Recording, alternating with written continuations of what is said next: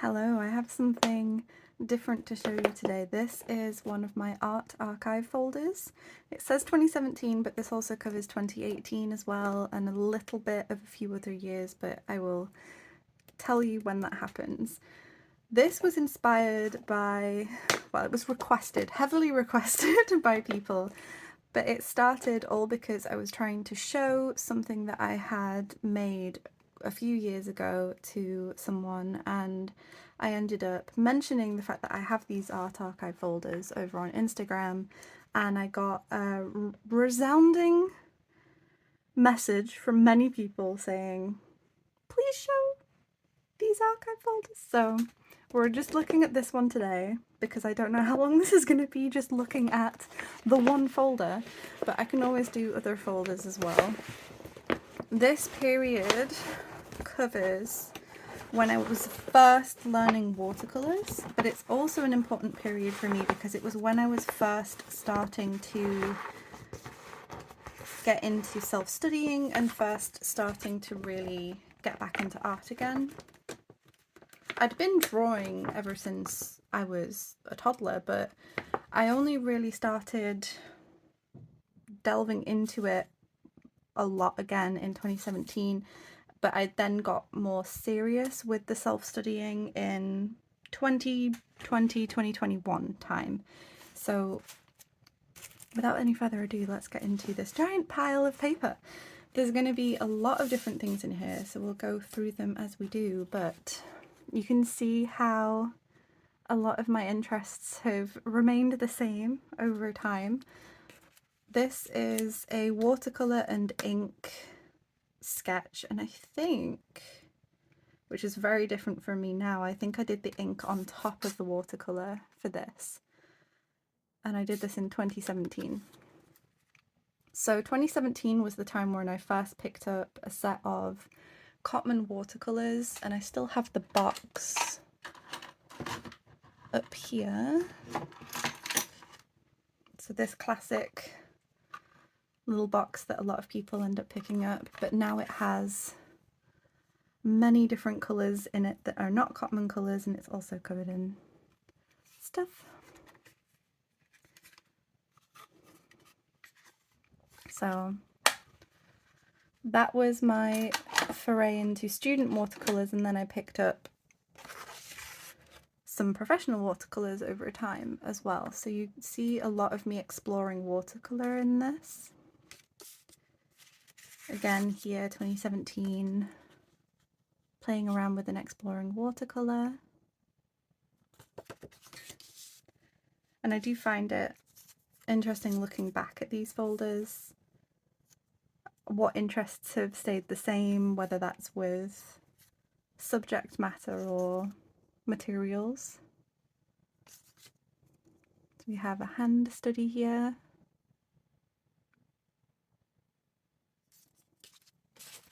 This was probably from 2017. If anything's undated, I'm going to assume it's 2017 unless I remember otherwise.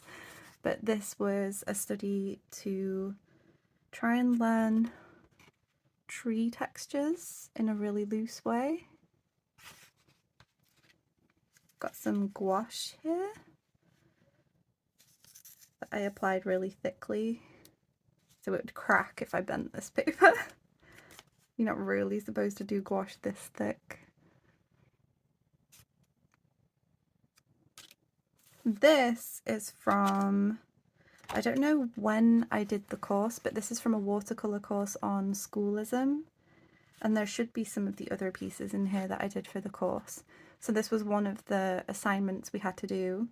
I used Neutral Tint by M. Graham, which I recently put onto my expansion palette, and this is what neutral tint looks like. So when I've mentioned that I really like using it for monochromatic studies, this course is pretty much the reason why I really love using it for monochromatic studies, because these were the first ones I did with it.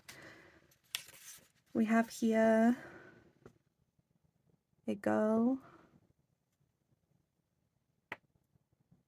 So you can see I was a lot less confident with my lines back in 2017, and I was still learning about anatomy, about hair, hands, but you could see how unconfident I was in placing my lines. A lot of feathering going on.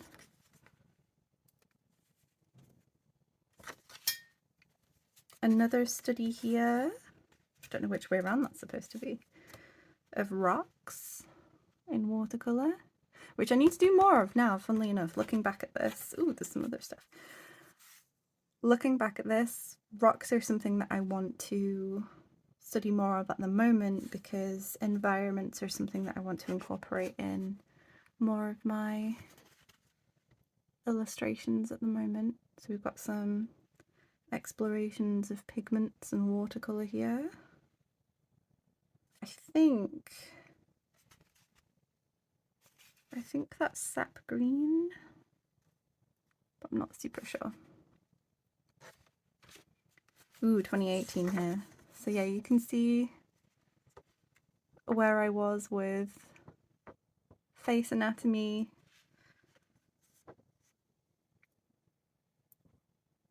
Definitely struggling with proportion and symbolic eye shape rather than looking at the eye shape. Again, very unconfident lines. This is this is more recent. This is, I think, 2021, and it got put in this folder for some reason. But you can see a jump from, actually let's show this one. This one was 2018, I'm pretty sure. So you can see the jump from 2017, 2018, 2021 time. That's got a little bit of gouache. And I did line art on top of the watercolour.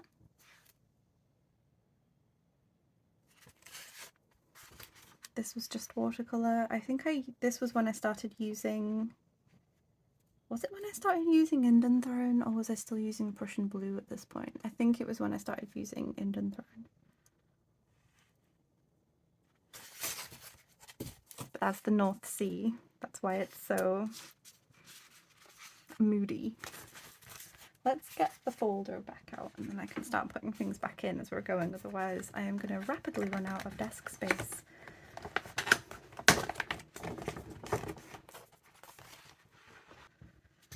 We've got some studies here of different pigments. So yeah, that would have been when I started using phthalo turquoise, which is the mixed phthalo turquoise rather than the single pigment, and Indenthrone. And so I mixed them with other pigments I had at the time. So this is probably 2018, maybe 2019. I wish I'd dated more things now, but it's interesting to look at how I was learning colour mixing at the time. This was another exercise I did. I can't remember, I think it was for a YouTube video rather than an actual course. This was using ultramarine blue and burnt sienna, and then doing an entire abstract landscape only using those. And I think it was actually, I think I used PV19 as well, because there is a little bit of purplish going on. So I'm guessing this is actually 3 colours. Again, I wish I'd dated it now, but oh well. This was a study of some of the Ghibli sketches that you can find. So this was a study in pencil and watercolour. This is a sketch I did to plan an illustration.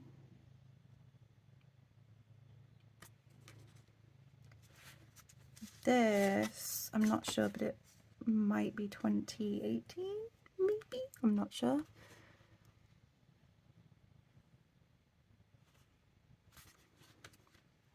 This was for, I think this was a book exercise, and the whole exercise was using masking fluid. So you'd put down a wash of the green and then put down some masking fluid leaf shapes, do another wash of a slightly darker green, and then put down some more masking fluid, and then do another wash until you've got multiple leaves in different shades. Same with this area, I'd done a wash and then put masking fluid down and then did more washes over the top. This is from the course I was mentioning, the schoolism one. We had to do a lot of gradated washes. We had to do, I think, 4 sheets total, and on cotton paper. It had to be cotton paper we used. So these were all done with burnt umber. I really loved burnt umber at this time. It was my preferred earth pigment to use, especially with ultramarine. I much preferred using burnt umber with ultramarine rather than burnt sienna at the time. Another study here, I think this was just a photo study in watercolour. This is an ink and watercolour study.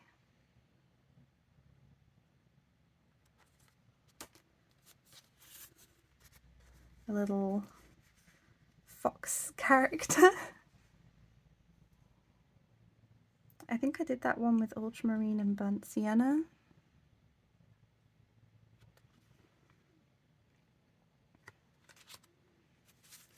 This was a fun exercise. I had to do the same scene with a warm underpainting and a cool underpainting. So this one was with a yellow ochre underpainting, and then this one was with a phthalo blue underpainting.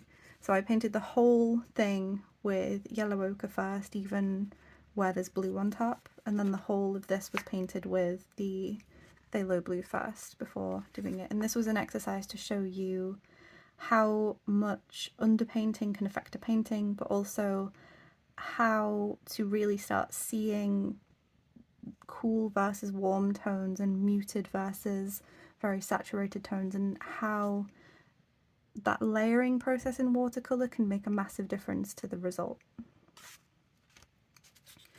This has been partially destroyed with, I think this was with chalk crayon.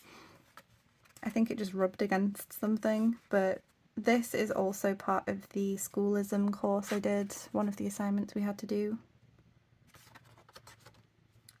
This is a study of, I think it's called Shibasaki on YouTube. He does watercolour illustrations and paintings and things. He also does oil pastel things, and occasionally he plays around with different materials, but he's a Japanese artist here on YouTube, and he paints lovely loose paintings. And at the time in this, which I'm pretty sure is 2018, I was studying a lot from other artists, and he was one of the ones I studied from, so this is one of those studies.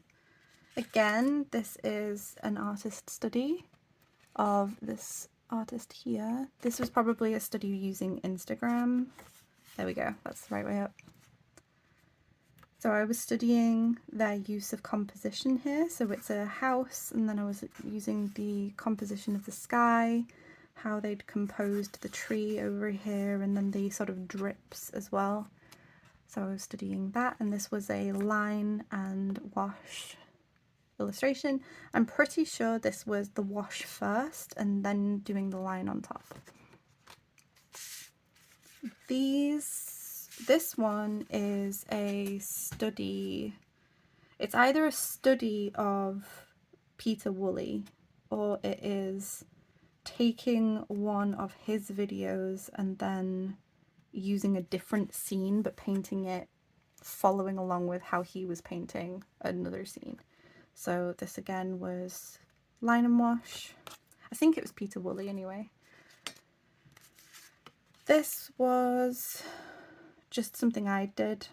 This would have been, again, the North Sea.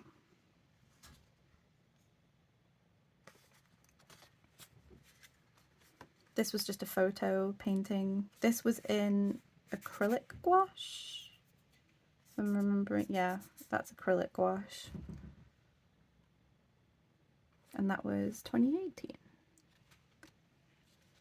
This is a similar exercise as I mentioned before with the masking fluid. So you'd put down a wash, put down some masking fluid, put down another wash, put down more masking fluid, and you build up textures using that. It's a really interesting method of building up textures. And most of the time when you see people using masking fluid, they're usually just putting it down to preserve the white of the paper rather than using it to preserve washes. So this was a really interesting exercise. Here's some more studies. This was for another schoolism course. I think it was one of the ones on landscape painting and painting colour and light, but I can't remember which one off the top of my head. But we had to study artists and only use black and white, but we were able to use like a background wash of burnt sienna. An attempt at a snake. This was with acrylic ink and then black ink on top. And that probably was around 2017 maybe. An attempt at a loose portrait in watercolour. This was with Payne's Grey. I don't use Payne's Grey anymore. It's not a pigment it's not a mix, because it's a mix of paints. It's not a paint I particularly like using, but when I was early on in my journey I used it quite a bit for monochromatic painting. I much prefer neutral tint now. This is just a wash, like a pastel toned wash. Ooh. Okay, you've got like lots of random things here. This was an illustration that I'd thought of. So this was my idea. Again, very scratchy lines. And I wanted to have like almost an alchemist kind of, or a mage. So that's a hand with a flame. Very obvious, I know. But then I studied a horse skull, because that shape there is what this is supposed to be. I never ended up making this illustration. This is another photo study. Ooh, I actually dated it this time. Look at me. Acrylic gouache. I took a moment to cover up these, but these are some figure drawings.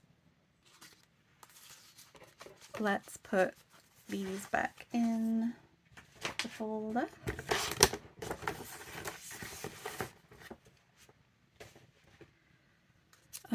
Some lips here, some swatches on the other side, some alchemist illustrations,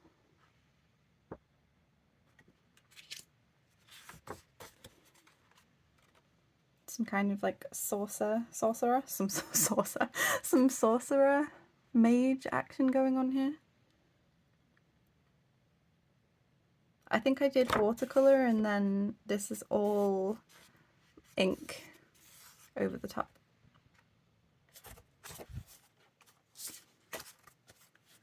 Let's put that on top so it doesn't get lost. This was a sketch for an illustration that I did in ink and watercolour, and this is in my parents' living room, the actual painting that I did.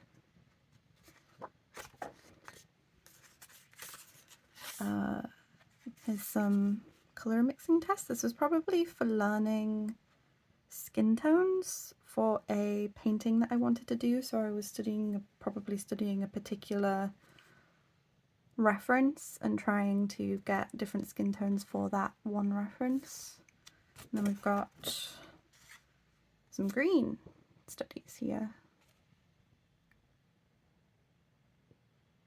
So if you saw my video on me setting up my expansion palette, you may have remembered me saying that the first set of artist pigments that I picked up was a Daniel Smith essential set of the split primaries, and I started picking up like tubes of other paints slowly over time and exploring different brands, different pigments and things. This was the point where I was still using the split primary palette because I'm using the new Gouache here, but I was starting to learn about PY150, which is my favourite yellow now. So this would have been a transition moment in that journey. We have another sketch here for a painting that I did, and the painting for this is in my grandparents' living room. This was a sunset.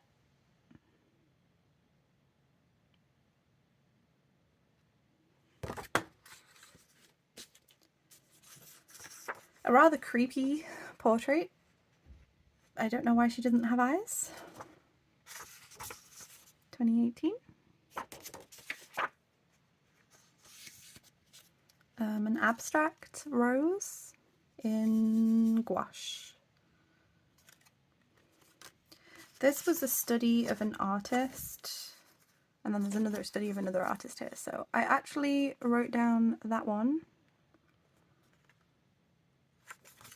but I did not write down the artist for this, which is a shame. But I will say that this is a study.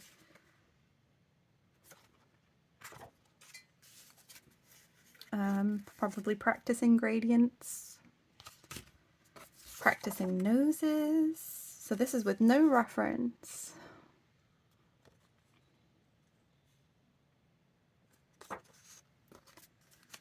The Iron Blaze course here, nose anatomy. And that was in 2018.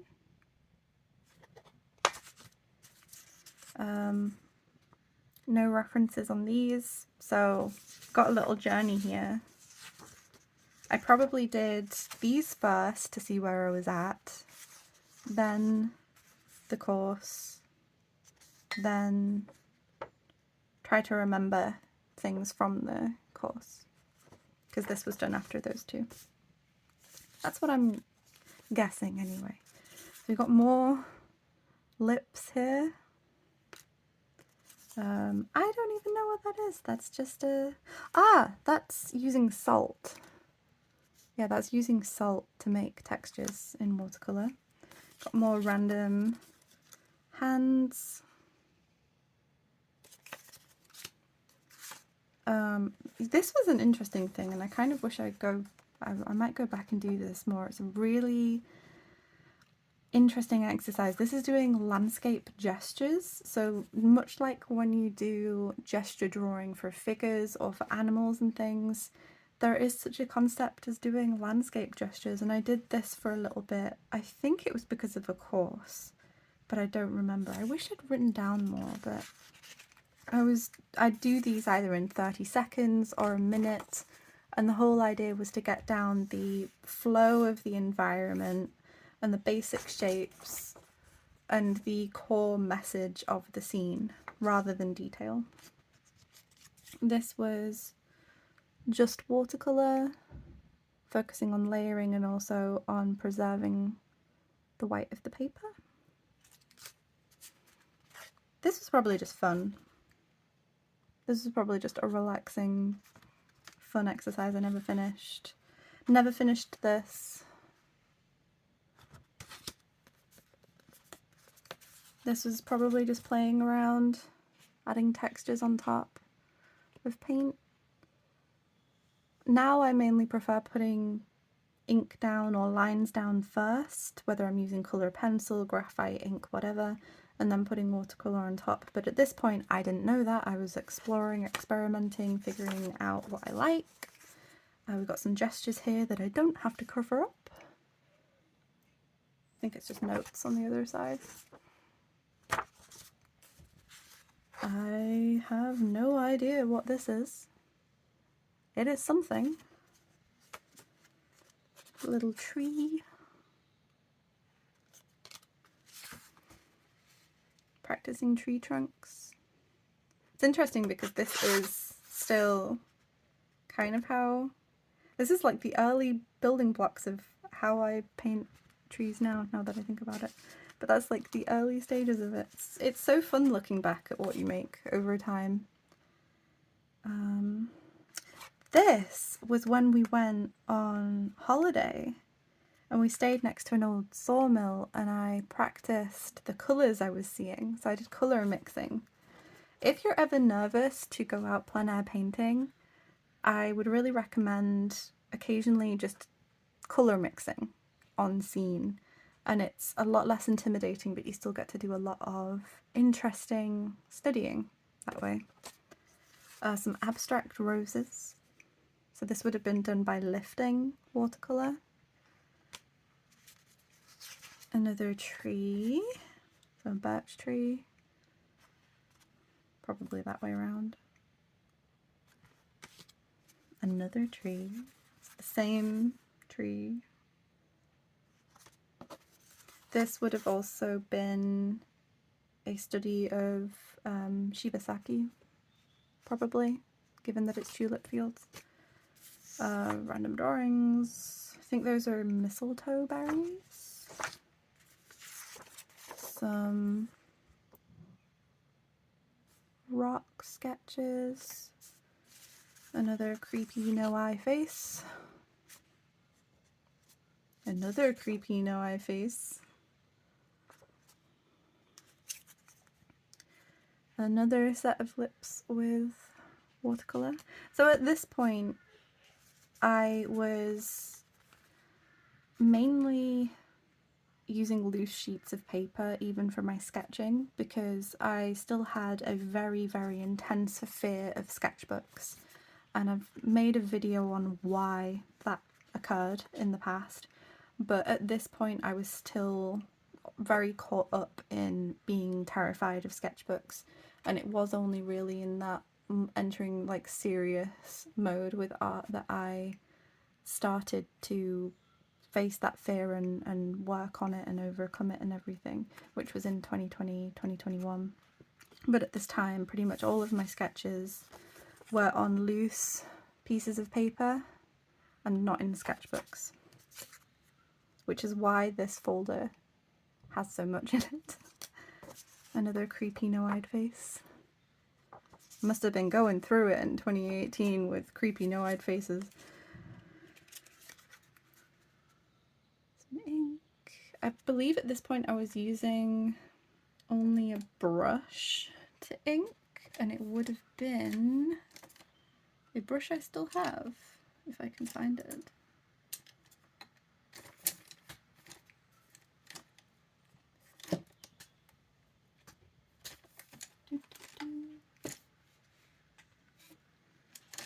I used to use a brush and... oh, I have the pen. This was the pen I used.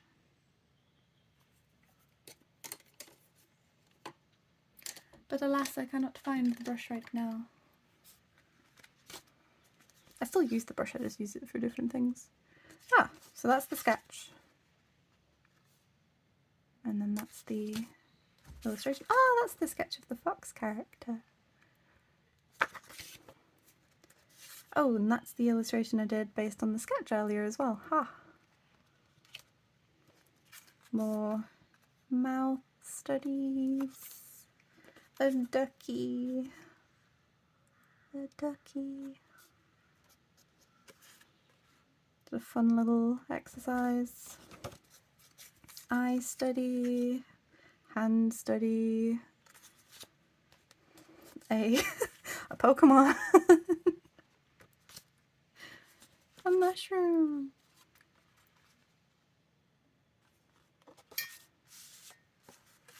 Another just fun exercise.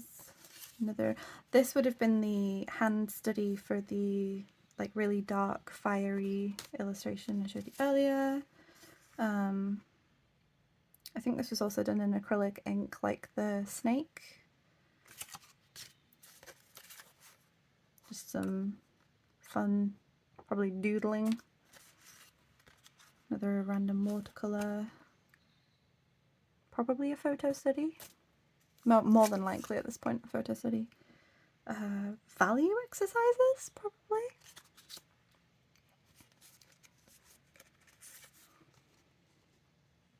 A face and a hand. This was before I did the 100 heads challenge. I did the 100 heads challenge in, I think it was 2021. It was one of my first sketchbooks. I did the 100 heads challenge. I don't think I've shown that sketchbook on here. I've shown my first sketchbook that I finished on here. But maybe it's time for me to share that one as well. I think this is that's in Gouache. A Moogle. Why not? Why not Moogle? A rose. This is on cotton paper, so I was probably going to paint this, and then never did. Another Moogle. Another one of those like gesture-ish drawings, but this one I did a little bit longer, but I didn't time myself, so I didn't know how long I was actually spending on that. One of my late cats. This was I did the watercolour wash first, and then I did all of the rest of the layering in colour pencil. So again, you can kind of see my interests in the past, a lot of characters, people, animals, fantasy, magic, and so on, was still around even back then. We have, I think I was learning spattering, when you spatter, or testing a new nib. This was just a test page. Lots of mixing practice. I did so much mixing practice in my earlier years of watercolour, and I still love doing mixing practice now. If I'm studying pigments, I prefer doing mixing practice to just swatching out one pigment. This is the studies that I did, or exercises I did for the drawing from the, is it drawing from the right side of the brain or drawing from the left side of the brain book? I started the book, but I didn't really get along with it, and it's come under some criticism in recent years, but at the time it was recommended by some people, so I tried it out. That's drawing a person from memory. Drawing my hand, and then I also drew myself before the workshop.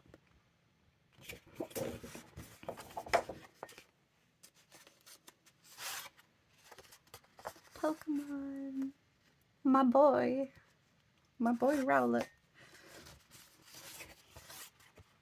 Another, I think this was in 2018, another landscape. This would have been from a photo. I think this was from the website Paint My Photo, but I'm not super sure.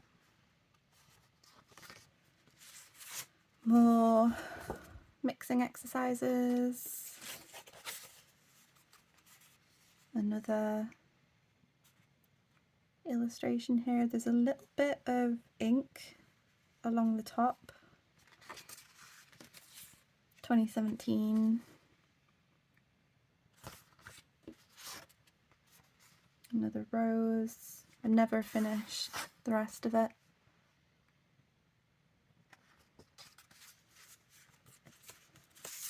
A random scrap of paper. Some kind of spontaneous exercise. Random painting. Random painting. Random painting. Little robin. Another fish in a pond. Another photo study.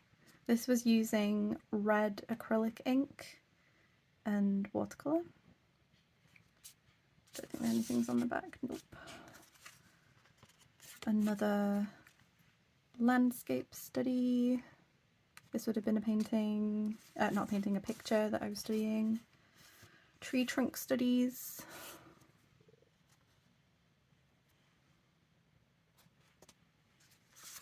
More tree trunk studies, and this time I actually put the colours I ended up using.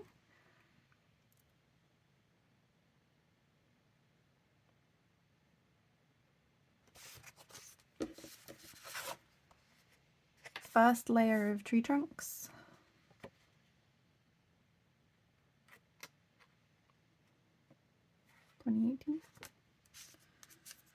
The remains of a face and an eye. More sort of just spontaneous mixing. Some landscape studies. This was taking a picture, a photo, and then composing it in different ways. This is something that I never finished because you can see pencil lines in the background for like mountains or something. Never finished that. Cloud study. Again, more of the kind of little composition studies in watercolour. This was done in only colour pencil. I was just trying to think if I'd done watercolour underneath it. I'm pretty sure that this was just colour pencil. This would have been with Prismacolor. Prismacolor was the first set of artist grade colour pencils I picked up, and then I ended up getting polychromos later. Another watercolour exercise, more mixing. 2018. This was with watercolour and ink. Another tree. More landscapes.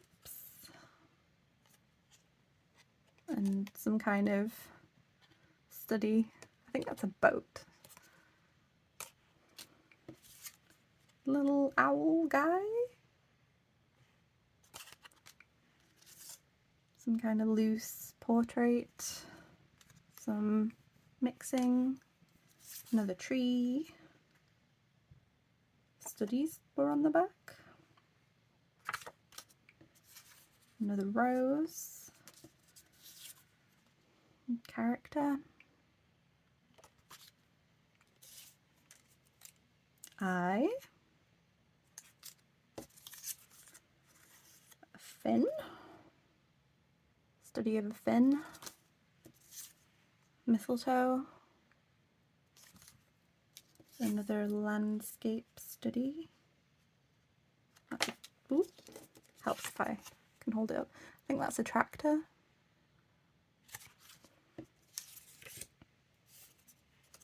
Little mushroom house. Again, fairies, very me.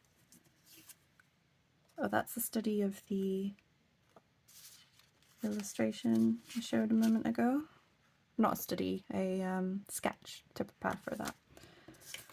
Little mermaid. That was probably 2017. Probably 2017. And I don't know. I don't know what's going on there. And then another figure drawing. And there you go. There we have it. That is a tour of my 2017-2018 mainly archive folder, and I hope it was interesting for you to see what I was up to back then and kind of my starting point. Like I've mentioned before, I have been painting and drawing on occasion since I was really little, but this was when I started to really pursue it a little bit more, starting to dip my toes into things and everything like that, and then it all took off for me more in 2020, 2021. But it's interesting to look back and see things that have carried over time, whether it's just the materials I liked using, the subjects, but it's also interesting for me to see where I've come since then. So the very thick lines and the scratchiness, the dexterity I was at back then versus my dexterity with line art now. But I was still using similar materials, similar ideas, there were still similar things in my head going on.